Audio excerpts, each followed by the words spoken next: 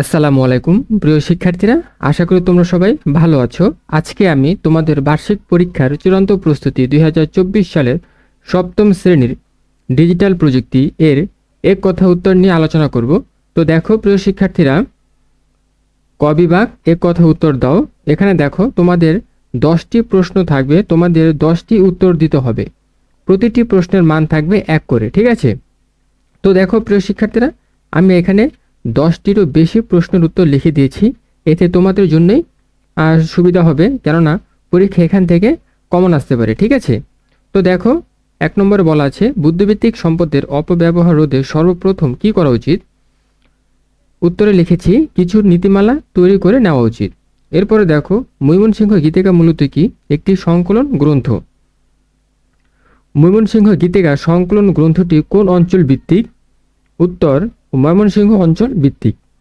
4 নম্বরে দেখো, ময়মনসিংহ গীতিকা সংকলন গ্রন্থটিতে কি লিপিবদ্ধ রয়েছে?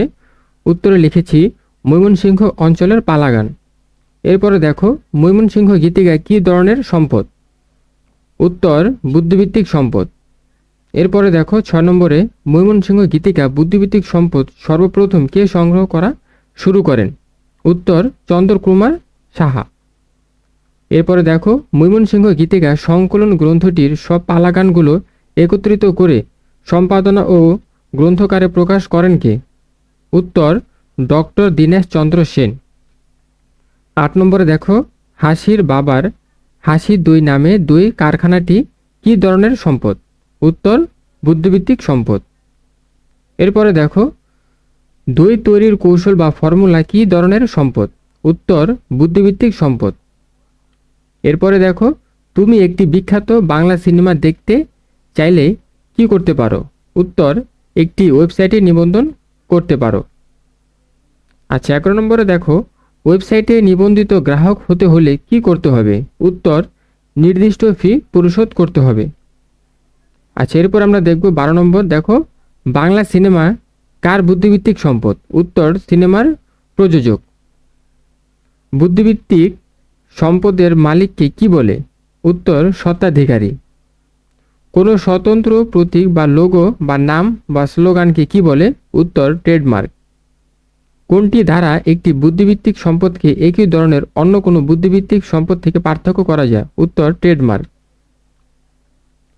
এরপরে দেখো 16 নম্বর, কোনো বুদ্ধিবৃত্তিক সম্পদকে বাণিজ্যিকভাবে বাজারজাত করার জন্য সর্বপ্রথম কি করতে হবে? উত্তর নির্দিষ্ট ট্রেডমার্ক নিবন্ধন করতে হবে।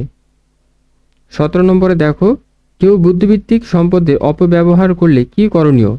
উত্তর আইনি পদক্ষেপ গ্রহণ করতে হবে। 18 নম্বরে দেখো, WTO এর পূর্ণরূপ কি? উত্তর ওয়ার্ল্ড ট্রেড অর্গানাইজেশন। 19 নম্বরে দেখো, বিশ্ব বাণিজ্য সংস্থার বাংলাদেশ কততম সদস্য? উত্তর 28তম। একটি বুদ্ধিবৃত্তিক সম্পদের ট্রেডমার্ক নিবন্ধনের জন্য কতটি ধাপ অনুসরণ করতে হয়? উত্তর 5টি। ট্রেডমার্ক নিবন্ধিত হওয়ার প্রমাণপত্র হিসাবে স্বত্বাধিকারীর নামে কি প্রদান করা হয়? উত্তর একটি ট্রেডমার্ক সনদ। ইন্টারনেটে ট্রেডমার্কের আবেদন ফর্ম ডাউনলোডের জন্য ওয়েবসাইট কোনটি? উত্তর http://www.dpdt.gov.bd। মোবাইল অ্যাপ্লিকেশন সফটওয়্যার তৈরি এটা কোন ধরনের সম্পদ? উত্তর বুদ্ধিবৃত্তিক সম্পদ। একটি ওয়েবসাইট থেকে বিভিন্ন সিনেমা দেখতে হলে সর্বপ্রথম কি করতে হবে? উত্তর নির্দিষ্ট আইডি ও পাসওয়ার্ড দিয়ে লগইন করতে হবে। যে কোনো বুদ্ধিবৃত্তিক সম্পদ ব্যবহারের জন্য সর্বপ্রথম কি করণীয়? উত্তর ব্যবহারকারীদের জন্য সুনির্দিষ্ট নীতিমালা তৈরি করা। 26 নম্বরে দেখো, একটি এলাকার নির্দিষ্ট কোনো খাবার কোন ধরনের সম্পদ? উত্তর বুদ্ধিবৃত্তিক সম্পদ। 27 নম্বরে দেখো, একটি এলাকার কোনো ঐতিহ্যবাহী বাড়ি বা স্থান কোন ধরনের সম্পদ? উত্তর বুদ্ধিবৃত্তিক সম্পদ। প্রিয় শিক্ষার্থী বন্ধুরা, এটি ছিল তোমাদের 10টিরও বেশি এক কথা উত্তর। আশা করি তোমরা সবাই বুঝতে পেরেছো। এতক্ষণ সাথে থাকার জন্য সবাইকে ধন্যবাদ জানিয়ে শেষ করব। সে পর্যন্ত ভালো থাকবে, সুস্থ থাকবে। দেখা হচ্ছে পরের ভিডিওতে। আল্লাহ হাফেজ।